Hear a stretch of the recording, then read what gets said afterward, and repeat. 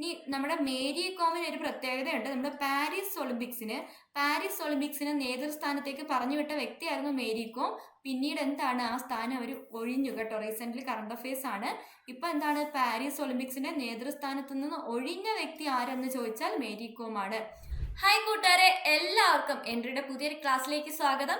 നമ്മൾ ഇന്ന് പഠിക്കാനായിട്ട് പോകുന്നത് 2024 PSC ചോദിച്ച മുഴുവൻ കറണ്ട് അഫയേഴ്സ് ചോദ്യങ്ങളുടെയും പാർട്ട് 1 വീഡിയോ ആണ്. ഇതൊരു സീരീസ് ആണ്. അങ്ങനെ നമ്മൾ 2024 മുഴുവൻ ചോദ്യങ്ങളും നമ്മൾ ഈ ഒരു സീരീസ് വഴി കംപ്ലീറ്റ് ചെയ്യും. ഓക്കെ അല്ലേ? അപ്പൊ കറണ്ട് അഫയേഴ്സിൽ ഏതൊക്കെ ചോദ്യങ്ങൾ വന്നു എന്ന് നമുക്ക് നോക്കാം. ആദ്യം നമ്മൾ ഡിസ്കസ് ചെയ്യുന്ന ക്വസ്റ്റ്യൻ പേപ്പറുകൾ 061/2024, 059/2024, 057/2024, 052/2024. ഈ 4 ക്വസ്റ്റ്യൻ പേപ്പർ ആണ് ഇന്നത്തെ ക്ലാസ്സിൽ നമ്മൾ ഡിസ്കസ് ചെയ്യുന്നത്. അടുത്ത ക്ലാസ്സിൽ ഇതുപോലെ അടുത്ത 4 ചോദ്യങ്ങൾ വരും. അതേ കണക്ക് നമുക്ക് ഡിസ്കസ് ചെയ്ത് വരാം. ഓക്കെ, അപ്പൊ ആദ്യത്തെ ചോദ്യം ഹിസ്റ്ററി റിലേറ്റഡ് ആയിട്ട് വന്ന കറണ്ട് അഫയേഴ്സ് ചോദ്യമാണ്. കറണ്ട് അഫയേഴ്സ് റിലേറ്റഡ് ഹിസ്റ്ററി ആണ്. ഓക്കെ, അപ്പൊ കറണ്ട് അഫയേഴ്സിൽ നിന്ന് ഹിസ്റ്ററിയിൽ ബന്ധപ്പെട്ട് വന്ന ചോദ്യമാണ്. 1.25 കോടി മലയാളികൾ എന്ന കൃതിയുടെ കർത്താവായിട്ടുള്ള കേരള മുഖ്യമന്ത്രി ആരാണ്? പട്ടം താണുപിള്ളയാണോ, സി അച്യുതമേനോനാണോ, EMS നമ്പൂതിരിപ്പാടാണോ, PK വാസുദേവൻ നായരാണോ? ആരാണ് 1.25 കോടി മലയാളികൾ എന്ന് പറയുന്ന കൃതി രചിച്ചത്? ആരാണ്? നമ്മുടെ കേരളത്തിന്റെ ആദ്യത്തെ മുഖ്യമന്ത്രിയായിരുന്ന EMS നമ്പൂതിരിപ്പാടാണ് 1.25 കോടി മലയാളികൾ എന്ന് പറയുന്ന കൃതി രചിച്ചത്. ഓക്കെ, അപ്പൊ EMSന്റെ കൃതികൾ ഒന്ന് പഠിച്ചു വെച്ചേക്കാം. 1.25 കോടി മലയാളികൾ, അത് ആദ്യത്തെ തന്നെ ഇമ്പോർട്ടന്റ് ആണ്. 1.25 കോടി മലയാളികൾ. ഓക്കെ, രണ്ടാമത്തെ കൃതി ഇമ്പോർട്ടന്റ് ആയിട്ടുള്ളത് കേരളം മലയാളികളുടെ മാതൃഭൂമി. കേരളം മലയാളികളുടെ മാതൃഭൂമി. അടുത്ത കൃതിയാണ് വേദങ്ങളുടെ നാട്. വേദങ്ങളുടെ നാട്.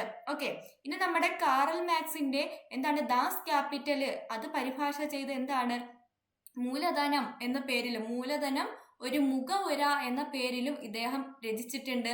അതുപോലെ ഇദ്ദേഹത്തിന്റെ ആത്മകഥ ആത്മകഥയുടെ പേര് ആത്മകഥ എന്ന് തന്നെയാണ്. ഓക്കെ, ജസ്റ്റ് ഒന്ന് അറിഞ്ഞു വെച്ചേക്കുക.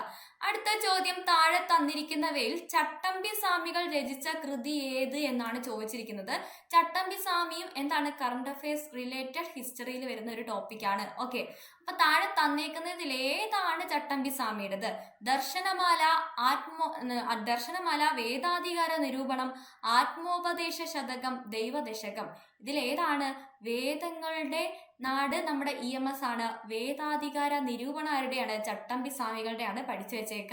വേദാധികാര നിരൂപണമാണ് ചട്ടമ്പി സ്വാമിയുടെ കൃതി. അതേപോലെ വേറെ ഏതൊക്കെയുണ്ട്? ആദിഭാഷ. ഓക്കെ, ആദിഭാഷ ആരുടെയാണ്? ചട്ടമ്പി സ്വാമികളുടെയാണ്. അതുപോലെ പ്രാചീന മലയാളം തുടങ്ങിയ കൃതികളൊക്കെ ആരുടെയാണ്? ചട്ടമ്പി സ്വാമികളുടെയാണ്. ഓക്കെ, അപ്പം ഇത് ഇത്ര ഇമ്പോർട്ടൻ്റ് ആണ്. അതുപോലെ നമ്മുടെ ഓഗസ്റ്റ് 25 നമ്മൾ എന്തായിട്ട് ആചരിക്കുന്നുണ്ട്? ജീവകാരുണ്യ ദിനം. നമ്മുടെ ചട്ടമ്പി സ്വാമികളുടെ ജന്മദിനമാണ്. ഓക്കെ, ചട്ടമ്പി സ്വാമികളുടെ ജന്മദിനമാണ് നമ്മൾ എന്തായിട്ട് ആഘോഷിക്കുന്നത്? ജീവകാരുണ്യ ദിനമായിട്ട് ആഘോഷിക്കുന്നത്. ഇതും പഠിച്ചു വെച്ചേക്കാം. ഇത് എങ്ങനെ കറണ്ട് അഫയേഴ്സ് ആയി എന്ന് ചോദിച്ചാൽ, ചട്ടമ്പി സ്വാമികളുടെ പ്രതിമ, ചട്ടമ്പി സ്വാമികളുടെ 100ാം ജന്മവാർഷികത്തോടനുബന്ധിച്ച് ചട്ടമ്പി സ്വാമികളുടെ പ്രതിമ ശ്രീകണ്ഠേശ്വരം തിരുവനന്തപുരം. ഓക്കെ, ശ്രീകണ്ഠേശ്വരം തിരുവനന്തപുരത്തും ആലപ്പുഴ ജില്ലയിലെ വള്ളിക്കുന്നത്തിലും വന്നു. ഓക്കെ, ആലപ്പുഴ ജില്ലയിലെ വള്ളിക്കുന്നത്തിലും വന്നു. അതുകൊണ്ടാണ് ചട്ടമ്പി സ്വാമി ഇവിടെ ഇമ്പോർട്ടന്റ് ആയത്. ഓക്കെ അല്ലേ? ഓക്കെ, ഇനി അടുത്ത ചോദ്യം, സ്വാതന്ത്ര്യം തന്നെ അമൃതം, സ്വാതന്ത്ര്യം തന്നെ ജീവിതം, പാരതന്ത്ര്യം മാനികൾക്ക് മൃത്യുവിനേക്കാൾ ഭയാനകം. ഇത് നമ്മുടെ SCRT എന്നുള്ള ഡയറക്റ്റ് ചോദ്യമാണ്.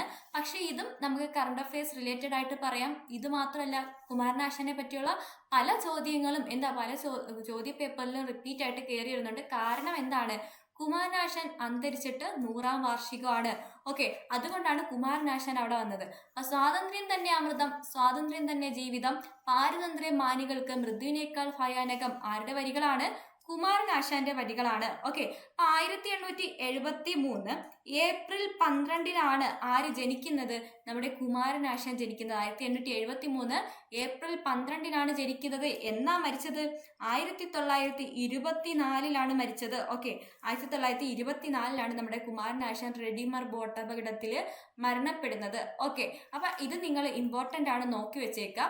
അതുപോലെ നമ്മുടെ കുമാരനാശാൻ എന്താണ് നമ്മുടെ മലബാർ കലാപത്തെ പറ്റി എഴുതിയ കൃതിയാണ് ഏത്? ദുരവസ്ഥ. മലബാർ കലാപത്തെ പറ്റി ദുരവസ്ഥ എന്ന കൃതിയിൽ പറയുന്നുണ്ട്, അത് നോക്കി വെച്ചേക്കണം. അതുപോലെ എന്താണ് നമ്മുടെ കുമാരനാശാന്റെ ആദ്യത്തെ കൃതി ഏതാണ്? വീണപ്പൂവാണ്. വീണപ്പൂവാണ് ആദ്യത്തെ കൃതി. ഓക്കെ, അതുപോലെ ഈ വീണപ്പൂവിന്റെ പ്രത്യേകത എന്താണ്? വീണപ്പൂവാണ് ആദ്യത്തെ ഖണ്ഡകാവ്യം. ഓക്കെ, ലക്ഷണമൊത്ത ഖണ്ഡകാവ്യം, ആദ്യത്തെ ലക്ഷണമൊത്ത ഖണ്ഡകാവ്യമാണ് വീണപ്പൂവ്. ഈ വീണപ്പൂവ് രചിച്ചത് എവിടെ വെച്ചിട്ടാണ്? പാലക്കാട് ജില്ലയിലെ ജൈനിമേട് വെച്ചിട്ടാണ്. ഇതൊക്കെ നിങ്ങൾക്ക് അറിയായിരിക്കും. ഇത് കറണ്ട് അഫയേഴ്സ് ക്ലാസ് ആയിട്ട് ഞാനിങ്ങനെ ജസ്റ്റ് പറഞ്ഞു പോവുകയാണ്. ഓക്കെ അല്ലേ? അടുത്തത് വേദികളുമായിട്ട് ബന്ധപ്പെട്ട് വന്ന ഒരു ചോദ്യമാണ്. G20യുമായി ബന്ധപ്പെട്ട് താഴെ തന്നിരിക്കുന്നവയിൽ തെറ്റായ പ്രസ്താവന ഏത് എന്നാണ് ചോദിച്ചിരിക്കുന്നത്. അപ്പൊ G20 ആയിട്ട് ബന്ധപ്പെട്ട കാര്യങ്ങളാണ്. G20 18ാമത്തെ G20 2023 നടന്നത് നമ്മുടെ ഇന്ത്യയിൽ വെച്ചിട്ടാണ്. അതുകൊണ്ടാണ് ഈ ചോദ്യം ഇവിടെ ഇമ്പോർട്ടന്റ് ആയത്. അപ്പൊ G20യുമായി ബന്ധപ്പെട്ട് തെറ്റായ പ്രസ്താവന, G20യിൽ ഉൾപ്പെട്ട രാജ്യമാണ് ഏത്? ബ്രസീൽ. ഓക്കെ, G20യിൽ ഉൾപ്പെട്ട രാജ്യമാണ് ബ്രസീൽ. ശരിയാണോ നോക്കാം. അടുത്ത G20ക്ക് സ്ഥിരമായ ആസ്ഥാനമില്ല. ശരിയാണോ? അടുത്ത 1998 G20 രൂപീകരിച്ചത്. എല്ലാ വർഷവും G20 ഉച്ചകോടി നടത്താറുണ്ട്. ഇതിൽ ഏതാണ് തെറ്റ് എന്ന് കണ്ടുപിടിക്കാനാണ് പറഞ്ഞിരിക്കുന്നത്. നോക്കുക, നമ്മൾ പഠിച്ച ഒരു കോഡുണ്ട്. G20ക്ക് ഒരു കോഡുണ്ട്. 20 വയസ്സിൽ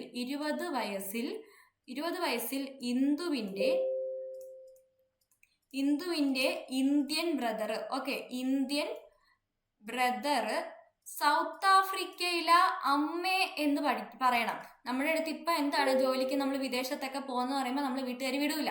അപ്പൊ നമ്മൾ പറയും 20 വയസ്സിൽ ഇന്ദുവിന്റെ ഇന്ത്യൻ ബ്രദർ സൗത്ത് ആഫ്രിക്കയിലെ അമ്മേ എന്ന് പറഞ്ഞാൽ 2021 തൊട്ട് എന്താണ് നമ്മുടെ 2022 തൊട്ടുള്ള വേദികളാണ്. 2022 ഇന്ദു എന്ന് പറഞ്ഞാൽ ഇന്തോനേഷ്യയാണ്.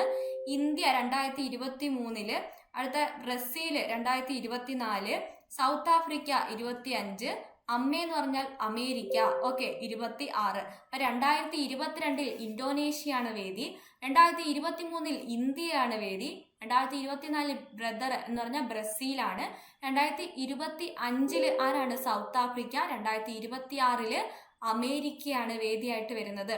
ഓക്കെ അല്ലേ? അപ്പൊ ഇത്രയും എന്താണ് വേദികൾ നമ്മൾ പറഞ്ഞു. 22 തൊട്ട് 26 വരെ പറഞ്ഞു. അപ്പൊ ഇതിൽ നോക്കി, ഇതിനകത്ത് ബ്രസീൽ ഉണ്ടോ? ഉണ്ടല്ലോ. ബ്രദർ എന്ന് പറഞ്ഞാൽ ബ്രസീൽ അല്ലേ? അപ്പൊ ആദ്യത്തെ സ്റ്റേറ്റ്മെന്റ് കറക്റ്റ് ആണ്. ഓക്കെ, ഇനി G20ക്ക് സ്ഥിരമായ ആസ്ഥാനമില്ല. ശരിയാണോ? ആണല്ലോ. ഇവിടെ ഇന്തോനേഷ്യ ആയിരുന്നു, പിന്നെ ഇന്ത്യയായി, ബ്രസീലായി, സൗത്ത് ആഫ്രിക്കയായി, അമേരിക്കയായി. അപ്പൊ ആ സ്റ്റേറ്റ്മെന്റും ശരിയാണ്. ഇനി 1998 G20 രൂപീകരിച്ചത്. 98 അല്ല, 1999 G20 രൂപീകരിച്ചത്. ഓക്കെ അല്ലേ? G20 രൂപീകരിച്ചത് 1999. എല്ലാ വർഷവും G20 ഉച്ചകോടി നടത്താറുണ്ടോ? ഉണ്ടോ? 2022, 21, 27, 25, 26 പറയുന്നില്ലേ? അപ്പൊ എല്ലാ വർഷവും നടത്താറുണ്ട്. അപ്പൊ എല്ലാ സ്റ്റേറ്റ്മെന്റും കിട്ടിയല്ലോ. ഓക്കെ അല്ലേ? അപ്പൊ നമ്മുടെ G20 ആദ്യം നടന്നത് എവിടെയാണ്? ഫസ്റ്റ് G20 2008 നടന്നത്. USA നടന്നത് കേട്ടോ. ഓക്കെ അല്ലേ? ഇനി അടുത്തത് വേദിയായിട്ട് വന്ന മറ്റൊരു ചോദ്യമാണ്. ഡിസംബർ 1 ദുബായിൽ നടന്ന COP28 ഉച്ചകോടി ഏത് വിഷയവുമായി ബന്ധപ്പെട്ടതാണ്? COP28 എന്തുമായിട്ട് ബന്ധപ്പെട്ടാണ് നടത്തുന്നത്? നമ്മുടെ കാലാവസ്ഥ അല്ലെ? കാലാവസ്ഥ വ്യതിയാനമായിട്ട് ബന്ധപ്പെട്ടാണ് കോപ്പ് ഉച്ചകോടികളെല്ലാം കാലാവസ്ഥ ഉച്ചകോടികളാണ്. ഓക്കെ, അതിനകത്ത് കൂടുതൽ ആലോചിക്കാനായിട്ട് ഒന്നുമില്ല. അപ്പൊ കോപ്പ് വേദികളൊന്ന് പഠിച്ചു വെച്ചേക്കുക. COP27 എവിടെയാണ്? ഈജിപ്തിലാണ് നടന്നത്. COP27 ഈജിപ്തിലാണ്. COP28 എവിടെയാണ്? ദുബായിലാണ്. അത് നമ്മൾ ഈ ക്വസ്റ്റ്യനിൽ നിന്ന് തന്നെ കിട്ടും. അതുപോലെ COP29 എവിടെയാണ്? അസർബൈജാനാണ് കേട്ടോ. അസർബൈജാനിലാണ് COP29 നടക്കുന്നത്. COP30 എവിടെയാണ്? ബ്രസീലിലാണ് നടക്കുന്നത്. ഓക്കെ അല്ലേ? ഇത് ജസ്റ്റ് ഒന്ന് പഠിച്ചു വെച്ചേക്കുക. അപ്പൊ എന്താണ്? COP28 ഇപ്പൊ റീസെന്റ് ആയിട്ടുള്ള ക്വസ്റ്റ്യൻ പേപ്പറിലെല്ലാം വരുന്നത്. കാരണം ഇതാണ് നടന്നത്. ഇനി നടക്കാനുള്ളതാണ് 29, 30. അതും കൂടെ ഒന്ന് അറിഞ്ഞു വെച്ചേക്കുക. ഓക്കെ അല്ലേ? ഇനി മിസൈൽ മാൻ ഓഫ് ഇന്ത്യ, നമ്മുടെ സയൻസ് ആൻഡ് ടെക്നോളജി അല്ലെങ്കിൽ സ്പേസുമായിട്ട് ബന്ധപ്പെട്ട് വരുന്ന കറണ്ട് അഫയേഴ്സ് ചോദ്യമാണ്. മിസൈൽ മാൻ ഓഫ് ഇന്ത്യ എന്ന് വിശേഷിപ്പിക്കപ്പെടുന്ന വ്യക്തി ആരാണ്? നമ്മുടെ ചന്ദ്രയാനൊക്കെ പോയില്ലേ? ചന്ദ്രയാനൊക്കെ ആയിട്ട് ബന്ധപ്പെട്ട് വന്ന ചോദ്യമാണിത്. മിസൈൽ മാൻ ഓഫ് ഇന്ത്യ എന്നറിയപ്പെട്ട വ്യക്തി ആരാണ്? നമ്മുടെ APJ അബ്ദുൽ കലാം ആണ്. ഓക്കെ, APJ അബ്ദുൽ കലാം ആണ്. അങ്ങനെയാണെങ്കിൽ നമ്മുടെ റോക്കറ്റ് മാൻ ആരാണ്? റോക്കറ്റ് മാൻ ഓഫ് ഇന്ത്യ എന്ന് അറിയപ്പെടുന്ന വ്യക്തി ആരാണ്? ആരാ പറഞ്ഞേ? നിങ്ങൾ കൂടെ കമന്റ് ചെയ്ത് തരണം. നമ്മുടെ റെക്കോർഡ് ക്ലാസ് ആണെങ്കിൽ നിങ്ങൾ കൂടെ കമന്റ് ചെയ്ത് തരണം കേട്ടോ. ആരാണ്? കെ ശിവനാണ് റോക്കറ്റ് മാൻ ഓഫ് ഇന്ത്യ. ഇതേപോലെ തന്നെ വനിതകളുണ്ട്. മിസൈൽ മാൻ ഓഫ് ഇന്ത്യ എന്ന് പറയുന്ന കണക്ക് മിസൈൽ വുമൺ ഉണ്ട്. ആരാണ് മിസൈൽ വുമൺ? ആരാണ്? ടെസ്സി തോമസ് ആണ് കേട്ടോ. ടെസ്സി തോമസ് ആണ് മിസൈൽ വുമൺ. അതേ കണക്ക് റോക്കറ്റ് വുമൺ ഉണ്ട്. റോക്കറ്റ് വുമൺ ആരാണ്? റോക്കറ്റ് വുമൺ 6 വെച്ച് തന്നെ കണക്ട് ചെയ്ത് വെക്കുക. ഋതു കരിതാൾ ശ്രീവാസ്തവയാണ്. ഓക്കെ, ഋതു കരിതാൾ ശ്രീവാസ്തവയാണ് റോക്കറ്റ് വുമൺ. അപ്പൊ missile man of India APJ Abdul Kalam ആണ്. Rocket man of India K ശിവനാണ്. Missile woman of India Tessy Thomas ആണ്. റോക്കറ്റ് വുമൺ ഓഫ് ഇന്ത്യ ആരാണ്? ഋതു കരിതാൾ ശ്രീവാസ്തവയാണ്. ഓക്കെ അല്ലേ?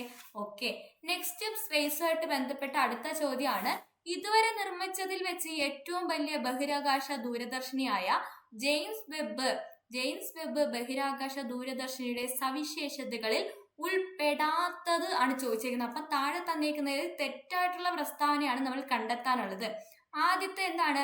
ഹബിൾ ദൂരദർശിനിയുടെ പരിധിയേക്കാൾ 100 മടങ്ങ് മങ്ങിയ വസ്തുക്കളെ നിരീക്ഷിക്കാൻ കഴിയുമോ നോക്കാം.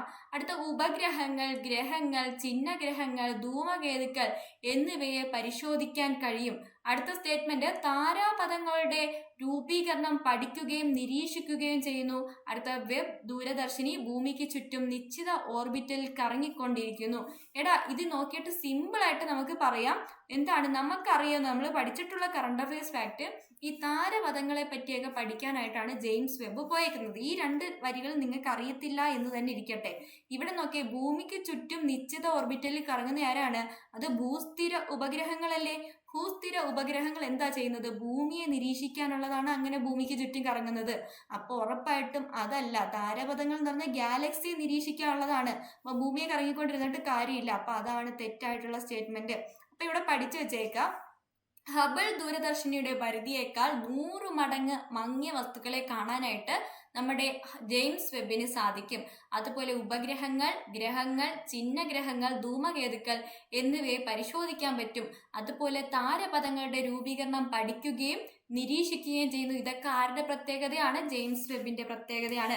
ജെയിംസ് വെബ് എന്നാണ് വിക്ഷേപിച്ചത്? 2021 ഡിസംബർ 25. ഓക്കെ, ഡിസംബർ 25 നമ്മുടെ ക്രിസ്മസിന്റെ അന്ന് 2021 ഡിസംബർ 25-നാണ്. 2021 ഡിസംബർ 25-നാണ് ജെയിംസ് വെബ് വിക്ഷേപിക്കുന്നത്. ഓക്കെ, അതിനകത്ത് പ്രൈമറി മിറർ ഏത് ഷേപ്പാണെന്ന് ചോദിച്ചാൽ ഷഡ്ഭുജ ഷേപ്പാണ് കേട്ടോ.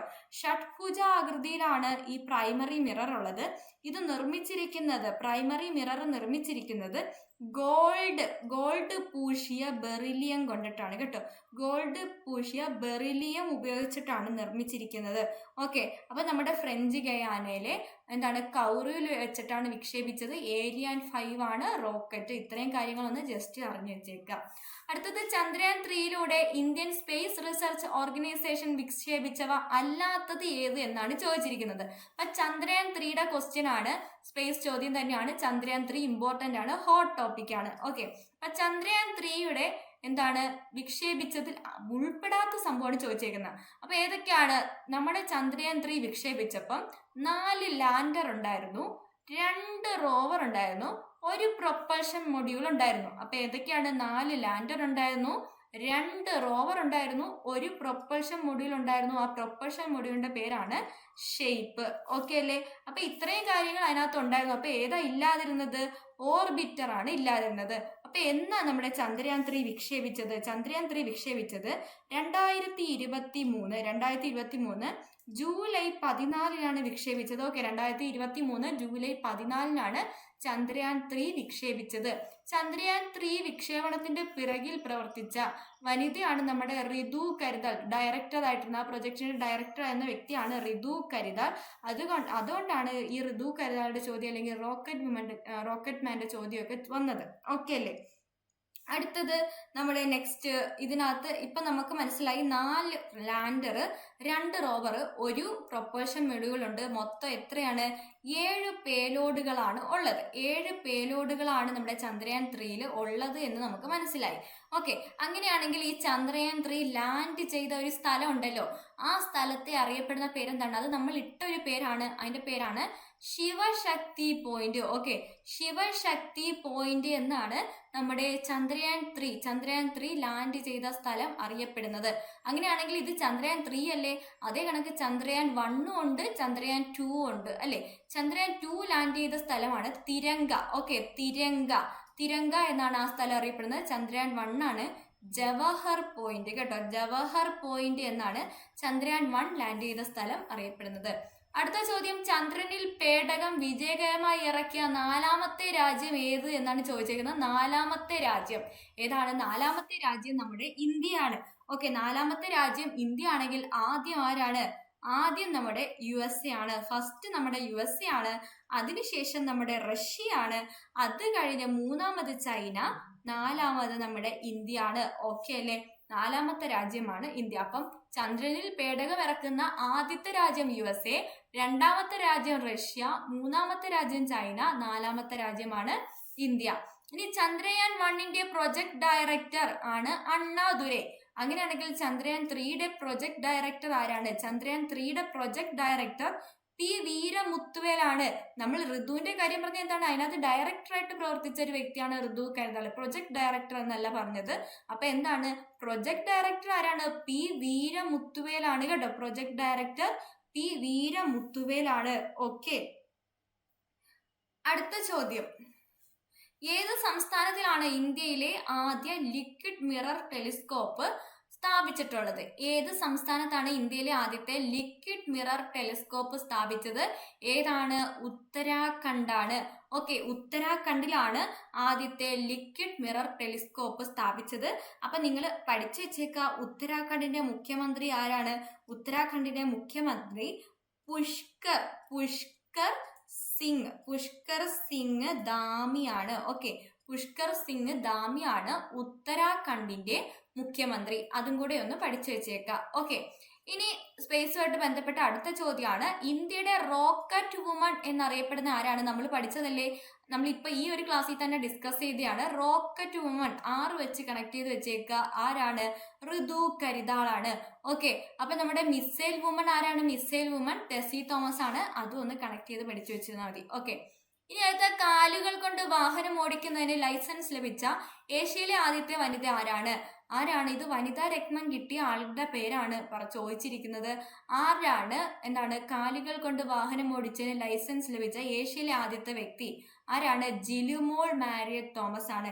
ഓക്കെ, ജിലുമോൾ മാരിയറ്റ് തോമസ് ആണ് വനിതാ രത്ന പുരസ്കാരം ഈ വർഷം ലഭിച്ചത് കേട്ടോ. വനിതാ രത്ന പുരസ്കാരം ഈ വർഷം ലഭിച്ച വ്യക്തിയാണ് ജിലുമോൾ മാരിയറ്റ് തോമസ്. ഓക്കെ, അപ്പൊ ഇതിനകത്ത് ആർക്കൊക്കെ കിട്ടി? ഇവിടെ എൻ്റെ ഇതുകൊണ്ട് കാണാൻ വരുന്നതായിരിക്കും. ട്രീസ ജോളി. ഓക്കെ, ട്രീസ ജോളിക്ക് കിട്ടി. അടുത്തത് വിജു പെൺകൂട്ട്. ഓക്കെ, വിജു പെൺകൂട്ടിന് കിട്ടി. അടുത്ത ആർക്കാണ്? അന്നപൂർണി സുബ്രഹ്മണ്യൻ. ഓക്കെ, അന്നപൂർണി സുബ്രഹ്മണ്യൻ. അടുത്ത നമ്മുടെ ജിലുമോൾ മാരിയറ്റ് തോമസ്. ഇത്രയും പേർക്കാണ് എന്താണ് വനിതാ രത്ന പുരസ്കാരം കിട്ടിയത്. ട്രീസ ജോളി, വിജു പെൺകൂട്ട്, അന്നപൂർണി സുബ്രഹ്മണ്യൻ, നമ്മുടെ ജിലുമോൾ മാരിയറ്റ് തോമസ്. ഇത്രയും പേർക്കാണ് മെയിനായിട്ടും ഈ വർഷം വനിതാ രത്ന പുരസ്കാരം കിട്ടിയത്. ഇതിൽ കാലുകൾ കൊണ്ട് വാഹനം ഓടിച്ചതിന് ലൈസൻസ് കിട്ടിയ ഏഷ്യയിലെ ആദ്യത്തെ വനിതയാണ് ജിലുമോൾ മാരിയറ്റ് തോമസ്. ഓക്കെ അല്ലേ? ഇനി അടുത്ത 2023 വയലാർ അവാർഡ്. നമ്മളിപ്പോൾ അവാർഡ്സിലോട്ട് വന്നിട്ടുണ്ട്. നമ്മുടെ ക്വസ്റ്റ്യൻ പേപ്പറിന്റെ കോഡ് മണ്ടേ കിടപ്പുണ്ട്, അത് നിങ്ങൾ നോക്കിയാൽ മതി. 2023 വയലാർ അവാർഡ് ആർക്കാണ്? ശ്രീകുമാരൻ തമ്പിക്ക് കിട്ടി. ഓക്കെ, ആ കൃതി, അതിന് നേടിക്കൊടുത്ത കൃതിയാണ് ചോദിച്ചിരിക്കുന്നത്. മാന്തളിരിലെ 20 കമ്മ്യൂണിസ്റ്റ് വർഷങ്ങളാണോ, അതോ ജീവിതം ഒരു പെൻഡുലമാണോ, പ്രാണവായു ആണോ, മീശയാണോ? ആരാണ്? ഏത് കൃതിക്കാണ് വയലാർ അവാർഡ് 2023 കിട്ടിയത്? ആർക്കാണ്? ഏത് കൃതിയാണ്? ശ്രീകുമാരൻ തമ്പിക്കാണ്. കൃതി ഏതാണ്? ജീവിതം ഒരു പെൻഡുലാണ്. ഇതിൽ മാന്തളിരിലെ 20 കമ്മ്യൂണിസ്റ്റ് വർഷങ്ങൾ ആരുടേതാണ്? ബെന്യാമിന്റെ ആണ്. ഓക്കെ, ബെന്യാമിൻ്റെതാണ് മാന്തളിരിലെ 20 കമ്മ്യൂണിസ്റ്റ് വർഷങ്ങൾ. ഇനി പ്രാണവായു ആരുടെയാണ്? അംബിക സുധൻ മങ്ങാട്. ഓക്കെ, ഇനി മീശ ആരുടേതാണ്? എസ് ഹരീഷിൻ്റെതാണ്. എസ് ഹരീഷിന്റെ കൃതിയാണ് മീശ. ഓക്കെ അല്ലേ? ഓക്കെ. അപ്പൊ ഇനി അടുത്ത ചോദ്യം, 2023 ഏഷ്യ കപ്പ് ക്രിക്കറ്റ് ടൂർണമെന്റിൽ ഫൈനലിൽ ഇന്ത്യയെ പരാജയപ്പെടുത്തിയത് ഏത് രാജ്യത്തെ ടീമാണ്? 2023 ഏഷ്യ കപ്പ് ക്രിക്കറ്റിന്റെ കാര്യമാണ് ചോദിച്ചേക്കുന്നത്. 2023 ഏഷ്യ കപ്പ് ക്രിക്കറ്റ് ആരാണ് റണ്ണറപ്പ്? അല്ലെങ്കിൽ ആരെയാണ് ഇന്ത്യ പരാജയപ്പെടുത്തിയത്? അതായത് ഇന്ത്യയാണ് അവിടെ ജയിച്ചത്. ഓക്കെ, ഇന്ത്യയാണ് ജയിച്ചത്. പരാജയപ്പെടുത്തിയേക്കുന്നത് തന്നേക്കുന്നതിൽ ആരാണ് എന്നാണ് ചോദിച്ചേക്കുന്നത്. ആരാണ്? ശ്രീലങ്കേനെയാണ് പരാജയപ്പെടുത്തിയത്. ഓക്കെ, ഇതിന്റെ വേദി എവിടെയാണ്? പാകിസ്ഥാനിലും ശ്രീലങ്കയിലും ആയിരുന്നു. 2 വേദി ഉണ്ടായിരുന്നു. പാകിസ്ഥാൻ ആൻഡ് ശ്രീലങ്കയാണ് നമ്മുടെ 2023 ഏഷ്യ കപ്പ് ക്രിക്കറ്റ് ടൂർണമെന്റിന്റെ വേദി. ഓക്കെ, ഇനി 19ാമത് ഏഷ്യൻ ഗെയിംസ് നടന്ന രാജ്യം ഏതാണ്? 19ാമത്തെ ഏഷ്യൻ ഗെയിംസ് ആണ് 2023 നടന്നത്. ഓക്കെ, 2022 നടക്കേണ്ടിയിരുന്നത്. എന്നാൽ കൊറോണ കാരണം ചൈനയിൽ നിന്ന് അത് മാറ്റി 2023 എവിടെ തന്നെ വേദിയാക്കി? 2023 ചൈന തന്നെയാണ് വേദി. ചൈനയിലെ ഹാങ്ഷു ആണ് വേദിയായിട്ടുള്ളത്. ഓക്കെ, ഇതിൽ ഒന്നാം സ്ഥാനം അല്ലെങ്കിൽ ഒന്നാം സ്ഥാനത്തോടെ വിജയിച്ചത് ചൈനയാണ്. ഇന്ത്യയുടെ സ്ഥാനം 4 കേട്ടോ. ഇന്ത്യ 4ാം സ്ഥാനത്താണ്. മെഡലിന്റെ നിലയൊക്കെ പഠിച്ചേക്കണം.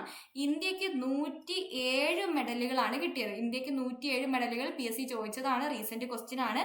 107 മെഡലുകളിൽ 28 സ്വർണം, 38 വെള്ളി, 41 വെങ്കലം. ഇങ്ങനെയാണ് ഇന്ത്യയുടെ മെഡൽ നില. ഓക്കെ, ഇനി ചൈനയുടെ ആണെങ്കിൽ ചൈനയ്ക്ക് 383 മെഡലുകളാണ് കിട്ടിയത്. ഇന്ത്യയുടേതാണ് ഡീറ്റെയിൽ ആയിട്ട് പഠിച്ചേക്കേണ്ട. 107 മെഡലുകൾ കിട്ടി. 28 സ്വർണം, 38 വെള്ളി, 41 വെങ്കലം. ഓക്കെ, ഇനി അടുത്ത ചോദ്യം, ഇന്ത്യൻ ഒളിമ്പിക് അസോസിയേഷന്റെ പ്രസിഡന്റ് ആയ ആദ്യ വനിത ആരാണ്? ഇന്ത്യൻ ഒളിമ്പിക് അസോസിയേഷന്റെ പ്രസിഡന്റ് ആരാണ്? നമ്മുടെ PT ഉഷയാണ്. ഓക്കെ, PT ഉഷയാണ്. ഇനി നമ്മുടെ മേരി കോമിന് ഒരു പ്രത്യേകതയുണ്ട്. നമ്മുടെ പാരീസ് ഒളിമ്പിക്സിന് നേതൃസ്ഥാനത്തേക്ക് പറഞ്ഞുവിട്ട വ്യക്തിയായിരുന്നു മേരി കോം. പിന്നീട് എന്താണ്? ആ സ്ഥാനം അവർ ഒഴിഞ്ഞു കേട്ടോ. റീസെന്റ് കറണ്ട് അഫയേഴ്സ് ആണ്. ഇപ്പൊ എന്താണ്? പാരീസ് ഒളിമ്പിക്സിന്റെ നേതൃസ്ഥാനത്ത് നിന്ന് ഒഴിഞ്ഞ വ്യക്തി ആരെന്ന് ചോദിച്ചാൽ മേരി കോം ആണ്. അടുത്തത് 2023 വനിതാ ഫുട്ബോൾ ലോകകപ്പ് ചാമ്പ്യന്മാരായിട്ടുള്ള രാജ്യം ഏതാണ് എന്നാണ് ചോദിച്ചിരിക്കുന്നത്. 2023 വനിതാ ഫുട്ബോൾ ലോകകപ്പ് ആരാണ്? നമ്മുടെ സ്പെയിൻ ആണ് വിജയിച്ചത് കേട്ടോ. സ്പെയിൻ ആണ് വിജയിച്ചത്. അടുത്ത ചോദ്യം, ഗ്രാൻഡ് സ്ലം എന്ന പദം ഏത് കായിക ഇനവുമായി ബന്ധപ്പെട്ടതാണ്? ഗ്രാൻഡ് സ്ലം ഇപ്പൊ നമുക്കറിയാം, ഗ്രാൻഡ് സ്ലം നടന്നുകൊണ്ടിരിക്കുകയാണ്. 2024 ഗ്രാൻഡ് സ്ലം നടന്നുകൊണ്ടിരിക്കുകയാണ് അല്ലെ. ഓസ്ട്രേലിയൻ ഓപ്പൺ കഴിഞ്ഞു. ഇനി അടുത്ത ഫ്രഞ്ച് ഓപ്പൺ നടന്നുകൊണ്ടേ ഇരിക്കുകയാണ്. അപ്പൊ 2023 ചോദ്യങ്ങൾ വരുന്നുണ്ട്. അപ്പൊ ഗ്രാൻഡ് സ്ലം നിങ്ങൾ ഡീറ്റെയിൽ ആയിട്ട് പഠിക്കണം കേട്ടോ.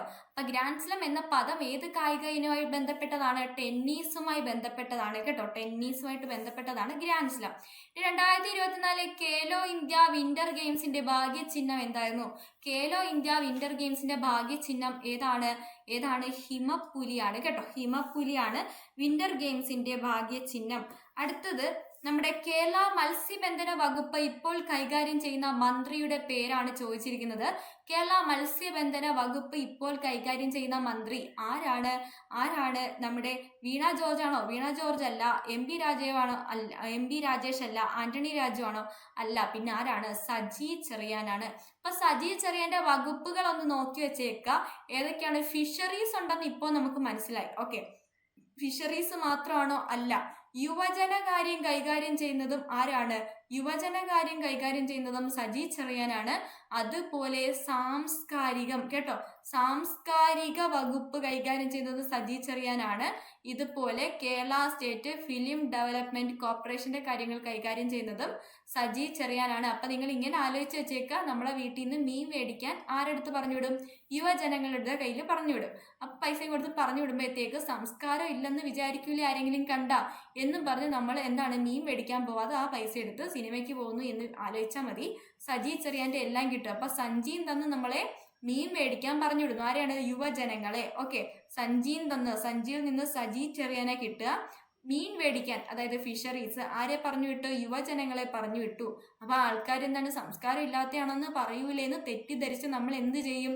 നമ്മൾ സിനിമയ്ക്ക് പോകും. അപ്പൊ സാംസ്കാരികവും Kerala state film development corporation. Okay അല്ലേ? ഇനി അടുത്ത കേരള ഹൈക്കോടതിയുടെ ഇപ്പോഴത്തെ ചീഫ് ജസ്റ്റിസ് ആരാണ്? ആരാണ് കേരള ഹൈക്കോടതിയുടെ ചീഫ് ജസ്റ്റിസ്? ആരാണ്? എസ് മണികുമാർ ആണോ, എസ് വി ഭട്ടി ആണോ, എ ജെ ദേശായി ആണോ, ഡി വൈ ചന്ദ്രചൂഡ് ആണോ? ആരാണ്? എസ് മണികുമാർ ആണോ? എസ് മണികുമാർ മാറി.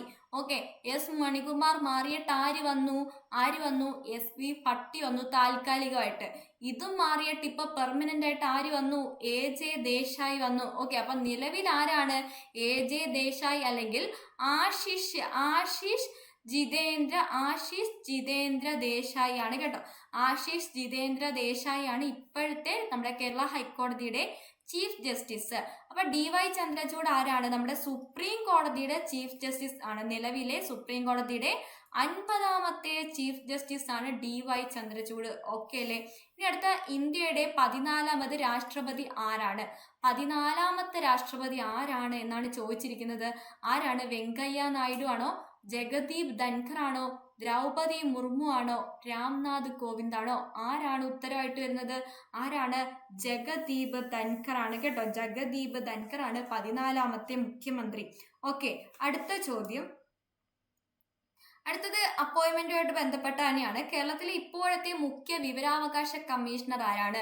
കേരളത്തിലെ ഇപ്പോഴത്തെ മുഖ്യ വിവരാവകാശ കമ്മീഷണർ ആരാണ്? വി ഹരിനായർ IAS ആണോ, ജസ്റ്റിസ് സിറിയസ് ജോസഫ് ആണോ, എ ഷാജഹാൻ IAS ആണോ, അതോ MR ബൈജു ആണോ? ഏതാണ്? നമ്മുടെ വി ഹരിനായരാണ്. ഓക്കെ, വി ഹരിനായരാണ് നമ്മുടെ കേരളത്തിന്റെ ഇപ്പോഴത്തെ മുഖ്യ വിവരാവകാശ കമ്മീഷണർ. ഇനി കേന്ദ്രം ചോദിച്ചാൽ ഹീരാലാൽ ആണ് കേട്ടോ. ഹീരാലാലാണ് നമ്മുടെ കേന്ദ്രത്തിന്റെ മുഖ്യ വിവരാവകാശ കമ്മീഷണർ.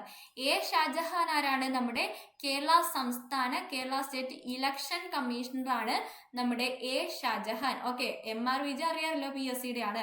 ഓക്കെ, അടുത്തത് നമ്മുടെ അപ്പോയിന്റ്മെന്റുമായിട്ട് ബന്ധപ്പെട്ട അടുത്ത ചോദ്യമാണ്. ദേശീയ മനുഷ്യാവകാശ കമ്മീഷന്റെ ഇപ്പോഴത്തെ അധ്യക്ഷൻ ആരാണ്? മനുഷ്യാവകാശം ആരാണ്? ജസ്റ്റിസ് അരുൺകുമാർ മിശ്രയാണോ, കിഷോർ മക്വാനയാണോ, ഇക്ബാൽ സിംഗ് ലാൽപുരെ ആണോ, അരവിന്ദ് ഭനഗരിയാണോ? ആരാണ് ഉത്തരം? ആരാണ്?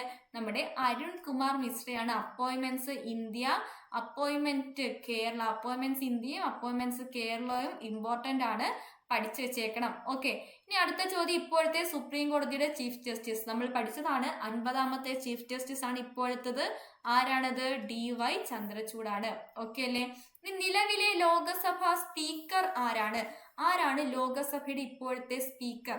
ആരാണ്? വെങ്കയ്യ നായിഡു ആണോ, ഓം ബിർള ആണോ, മീര കുമാർ ആണോ, സുമിത്ര മഹാജൻ ആണോ? ആരാണ് ലോകസഭാ സ്പീക്കർ? ആരാണ്? ഓം ബിർളയാണ് കേട്ടോ. ഓം ബിർളയാണ്. പഠിച്ചു വെച്ചേക്കാം. ലോകസഭാ സ്പീക്കർ എന്ന് പറയുന്ന ടോപ്പിക്ക് നിങ്ങൾ പഠിച്ചു വെച്ചേക്കണം. ലോകസഭാ സ്പീക്കർ ആണ് ജോയിന്റ് സിറ്റിംഗ് അധ്യക്ഷത വഹിക്കുന്നത്. ജോയിന്റ് സിറ്റിംഗ് വിളിച്ചു ചേർക്കുന്ന ആരാണ്? നമ്മുടെ പ്രസിഡന്റ് ആണ്. ജസ്റ്റ് അതൊക്കെ ഒന്ന് അറിഞ്ഞു വെച്ചേക്കണം കേട്ടോ.